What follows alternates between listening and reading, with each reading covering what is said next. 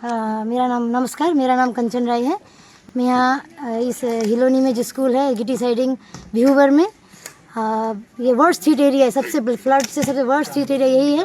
यहाँ मैं private school चलाती हूँ।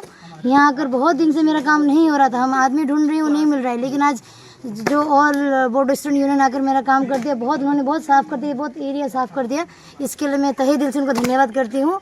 उनका जो डेडिकेशन है, उनका जो सेल्फलेस एफर्ट है, उसके लिए मैं बहुत ग्रेटिट्यूड एप्रिसिएशन दिखा रही हूँ। और थैंक यू।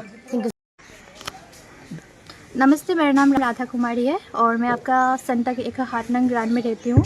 और एप्सू टीम मेरे को बहुत ज़्यादा हेल्प किया है मेरे घर में साफ़ सफाई करने की वजह से। मेरे घर में बहुत ज़्यादा गंदगी हो गई थी, जिस वजह से नदी का पानी आया था और हम लोग का घर का सारा टूट के सामान वामान इधर से इधर बिखर गया था। और हम लोग का घर का मतलब इतना भारी भारी सामान था, जो बहुत सारा सामान मतलब कचरा हो गया था, मतलब खुद साफ़ करने के मतलब हम लोग लायक नहीं थे। और इन लोगों की टीम ने आके हम लोग को बहुत ज़्यादा हेल्प किया है, तो मैं अपने परिवार की तरफ से और अपने तरफ से इन लोगों को बहुत धन्यवाद जनाना चाहती हूँ।